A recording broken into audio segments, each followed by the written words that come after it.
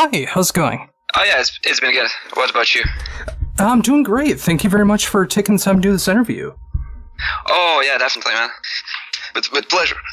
Oh, fantastic. Well, it's great to be able to talk to you and be able to talk about some brand new music here. The debut album from Bloody Heels, Ignite the Sky, coming out in just a couple weeks now from Frontiers Music. I've gotten the chance to be able to check out this album over the course of the last week, and I just really love what you guys do. You just have this great, genuine sound to what you guys do, and I can hear the enthusiasm when you guys play, and it's just something we really need in 2020. Yeah, thank you. Definitely we are we're big fans as well of music, and we want to make some cool music. And obviously, if when we started out, it was more like in some kind of way, wanted to have those rock parties and everything else. You just over time, you just get better at your instrument, and you just really want to express yourself musically as good as possible. So yeah. Oh, absolutely. So, with all of that in mind, how did this whole band come together? Well, it actually started out a lot of years ago. It was I hadn't played that for such a long time, and our previous bass player Chris Flint, he played bass in the previous records. So we just met, we just knew a couple of people together, and we started out just playing. We had the same vision. We wanted to play heavy music, but heavy music that you could also party to, some kind of really the old stuff. Definitely the old stuff more than the new one. And that's how it all began. We at first we just had rehearsals, so obviously, and after a while, just everything happened so that we found Wiki, and after a while we found also Harry, and then after a while it was more consistent progress in that kind of sense, because we had finally a stable a stable band with people that we know that we were gonna play together. It was kind of getting to more serious, getting gigs and everything else, and that's and now we are here. Yeah. And I love the way that happened too. And the end result, what I'm hearing with this album, and it is just like you described it. There's some great heavy, nearly heavy metal moments that are going on throughout the entire album, but there's so many great rocking moments, so many grooving moments that are going on there. It's good party music, it's good feel good music. It's just, again, it's just it feels like something that we need in 2020, and it's great to be able to have something like that here. Yeah, just pure motivational, rock music that just, getting back to the basics, getting to that drive,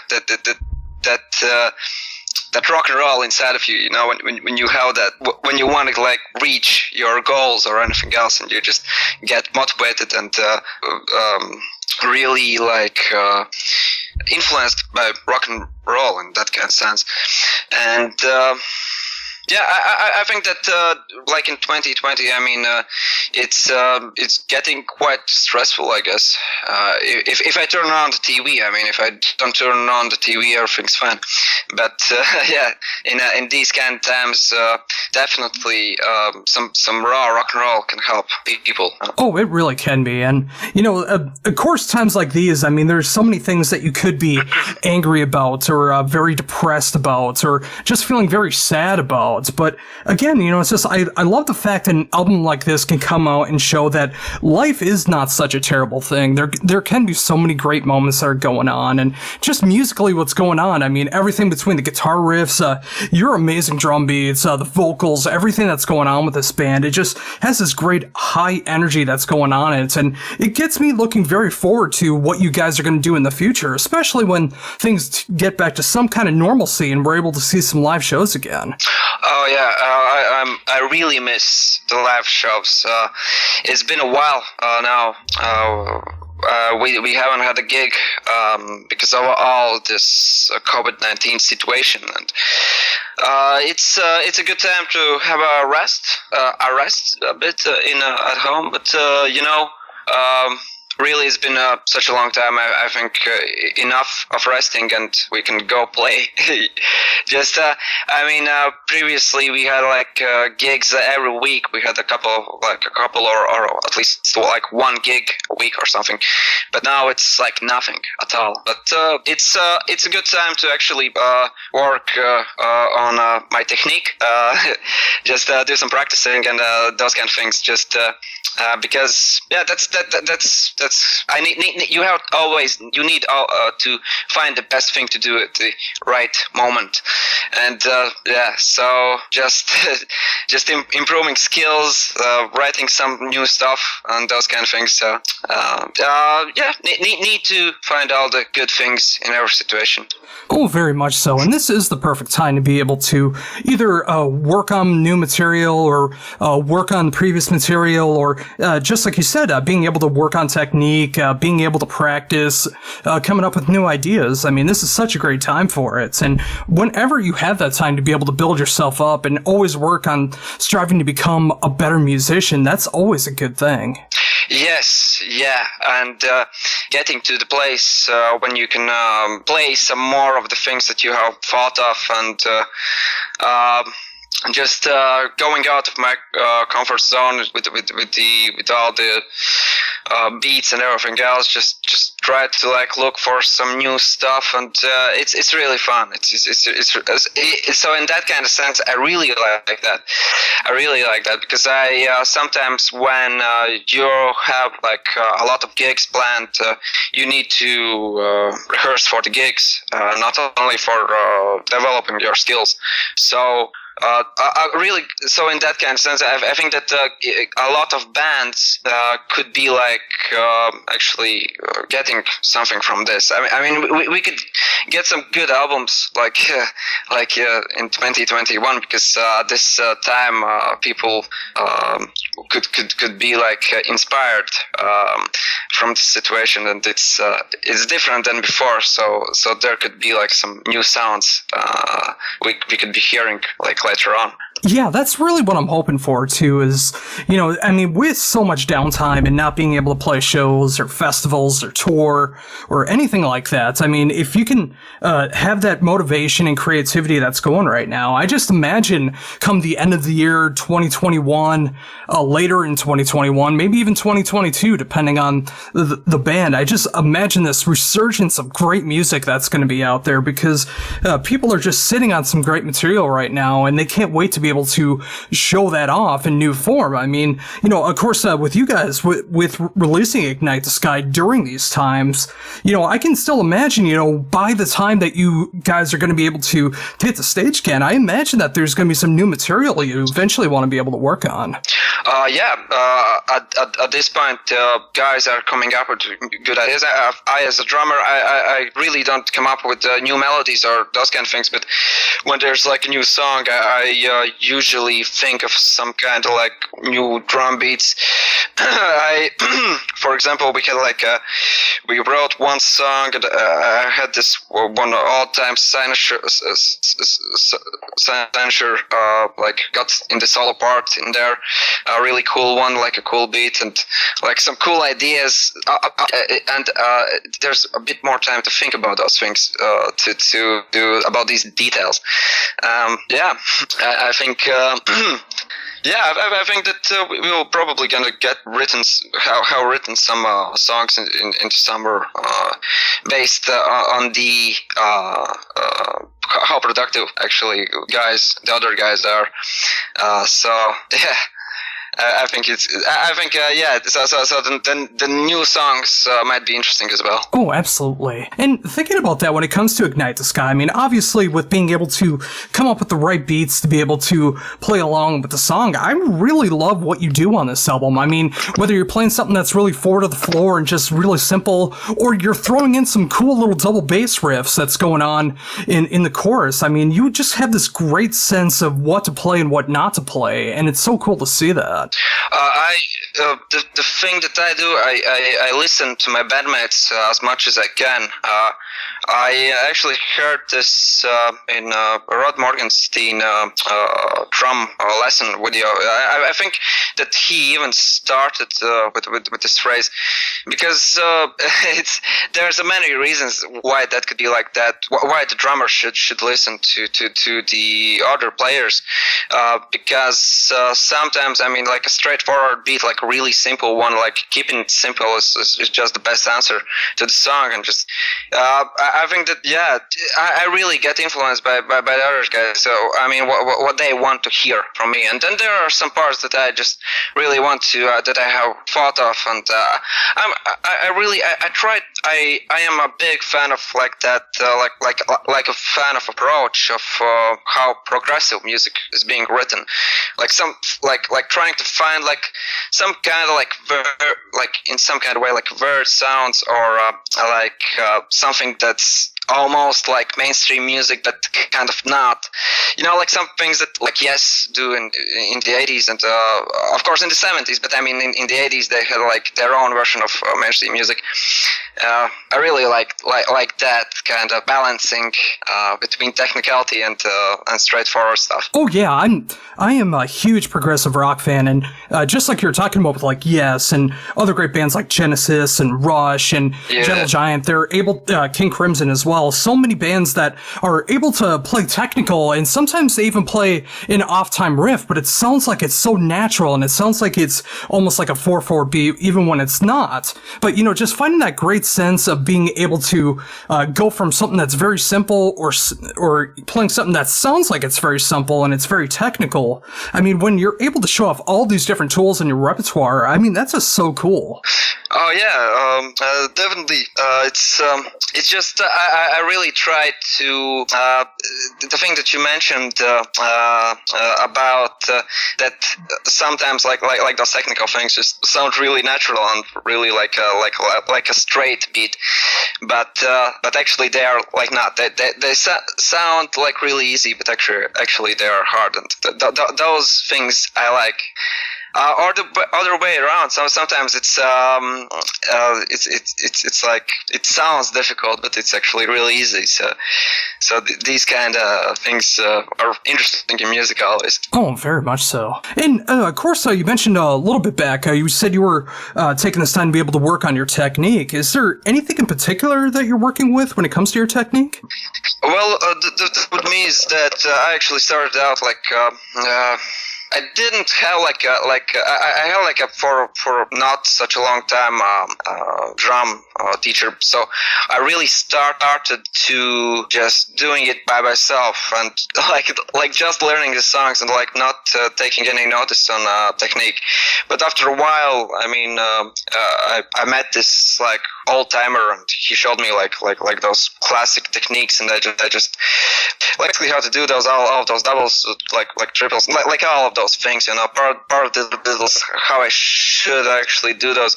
So then I started with that actually, and that wasn't that long time ago. It was like some years ago, and so I'm still like trying to develop it, but it takes a lot of time, and it's not like when you're like practicing technique, you don't learn like fills, like specific fills.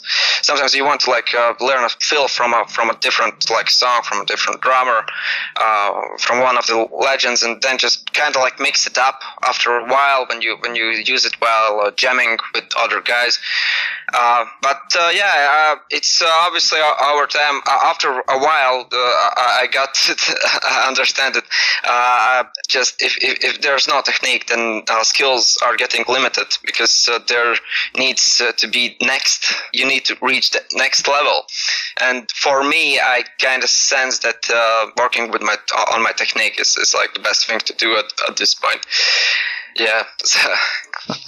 Oh, totally. And I love that you did mention that as well, too. I mean, the fact that, in particular, like you can work on a specific fill from a specific song, but eventually you want to be able to take the idea of that fill, rework it, and make it your own when you're playing with other people. And I think that just shows so much growth of what a musician can do when they're able to take something that they really like and really make it their own. I actually was a couple that was a long time ago, but I was in a jazz camp, and there was this one clinic, like one like lecturer, drummer, and he said that always look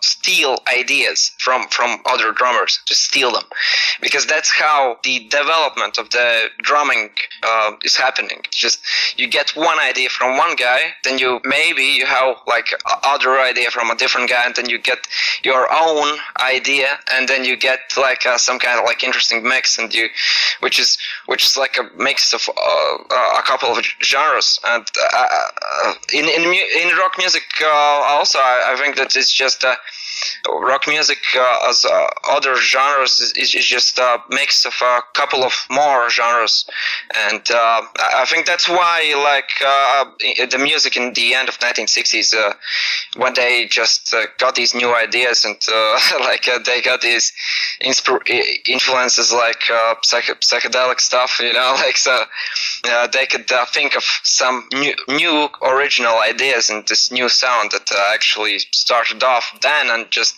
how nowadays it's just how expanded like into like many genres and subgenres, and it's still developing. I think I just really hope that this rock music still just keeps like changing and improving like in some kind of way. Oh, and I definitely believe that, and it's great to be able to see that here with Ignite the Sky. I mean, again, just being able to hear all these different kinds of influences, these different genres that are working so well together or well established, but you're adding your own bits of style to it as well. So it's not like other bands that have done it before. You can really hear that innovation on there. And, the more that you guys are writing songs together, the more that you're playing together, I think the more those other sides of you are going to come through, and it's just so cool to see that here. I mean, when you look at the older material, and now you look at here with Ignite the Sky, I mean, that alone shows how far you guys have come along. That's really exciting. This is the part when like rock musician really starts to get like. Really want to like know what will gonna be the next thing. It's just really exciting to what will you hear from yourself after a while. Yeah. Oh, for sure. And so with that in mind, I mean, obviously with developing as a drummer, being able to work on your technique, being able to try new ideas, have you changed your setup at all from once you started here with Bloody Heels? I mean, like, have you switched tom sizes or cymbals or anything like that? Well, when I started out, it was everything I could get. It was like a hi-hat, a crash, ride, like just the most basic setup ever. Yeah. But after a while, I got like some kind of like preferences, and a double bass, like a double pedal actually was a necessity at this point. A lot of like my bandmates actually were really pushing me to start playing with double pedal, because I started out. I really loved like music of 60s and 70s. I liked a lot of things from 80s, but I really like just kind of like was a big fan of John Bonham and those kind of guys, and just really wanted. I mean, Deep Purple is my favorite band. Like, Ian Pace is like definitely one of my favorite drummers also, and so yeah, with double pedal, that was the things that was the most noticeable improvement. I still want to actually get some more things to my kit, but yeah. It's just well, in the music videos I play with double bass. It's like a I guess it's like a 7-piece set. Yeah, like a 7-piece. Yeah.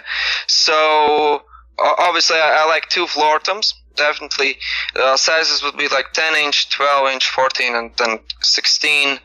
And I would prefer actually to play with 2 bass drums on gigs, use like a trigger or something. You just but double pedal definitely for me would be studio that I would use in studio because of there's this like from double pedal you get that attack, so it's more like yeah, well you get the idea. So yeah, that's about my kit. I was really I always wanted like to get like a drum kit with 2 bass drums. It just looks freaking awesome. Yeah, so I'm really happy about it.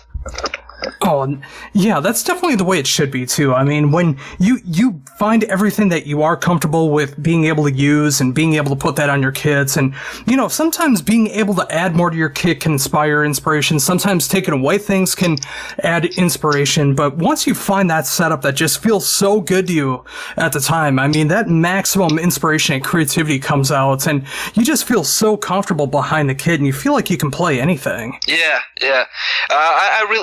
I would really like to try like a set with like a bit more toms, just like how would it feel? But yeah, I'm still like I really don't know if I could like pull off like like to play with like really big drum kits. I mean, I like especially like at the beginning I had to always actually play with the drum kit that's in the house that's in the club, the house kit. So you never know what they will gonna have, and but I'm always used to having like 2 toms on the bass drum, and then goes floor tom. I'm kind of like used to now also playing with like 1 tom on the bass drum and on the floor tom, but I got to see a lot of interesting kits like while actually warming up for like bigger bands and those great drummers, and they have like really like they're usually like not usually, I don't know, but really often like really good players have like a really unique drum kit with all the arrangements in there. Oh, absolutely. And, just being able to see other kits can bring some ideas of what you want to be able to pull off, too. And, the fact that you are able to adapt, I mean, whether you got like 1 tom up top, 3 of them on top, one floor tom, 2 floor toms, double bass, double pedal. I mean, the fact that you've been able to work with all these different kits and house kits as well when you're playing live shows, I think that's so important to be able to go from different kits and still be able to play as yourself. Yes, and that's the thing. Always when you're having like those gigs, you just try a different. You have to try different arrangements, at least for 1 hour and the sound check, and that's the part where you can also steal a bit of ideas from other guys, also in the arrangement of your drum kit. Oh, very much so. And yeah, I'm looking forward to that point where you guys are able to get back on that live stage and being able to work on things. Hopefully that can happen and you guys are able to promote live in the right way, Ignite the Sky through Frontiers Music. And again, it's just, I really love what's going on between all of you guys on this album, and being able to see the way that you're drumming on this album and everything to look forward to in the future with what you were talking about with your technique and what you're able to bring bringing to the band in the future. It's got me so excited to be able to do that. And with that, thank you very much for taking this time to be able to talk to me. It was great to be able to talk drums, talk Bloody Heels, talk about the future, being able to learn so much from other drummers, be it their kits or their advice. I mean, there's so much to learn, and I thank you very much for taking the time to be able to talk about all of it. Yeah, man, I really enjoyed this interview, actually, and really cool conversation. I'm really excited also what we gonna think of next, because I just really hope that we will still stay innovative and won't gonna just do like an album filler album filled with album fillers, that every song that we would write would have a deeper meaning in it, and would be like polished, and would be like a really like a good like a masterpiece, like every song in the album. Oh yeah, that'd be incredible to see. And yeah, I mean, again, until then, I mean, you guys have written such a fantastic album here with Ignite the Sky from start to finish. I mean, whether you like heavy metal, whether you like hard rock, whether you like 80s music, whether you like a little bit of prog mixed in too, I mean, there's a little bit of something for everybody, and it's so cool to be able to hear that here with Bloody Heels. And again, thank you so much for taking this time to be able to talk to me. It was a great time being able to talk to you. Yeah, thank you, Josh. Thanks, Josh.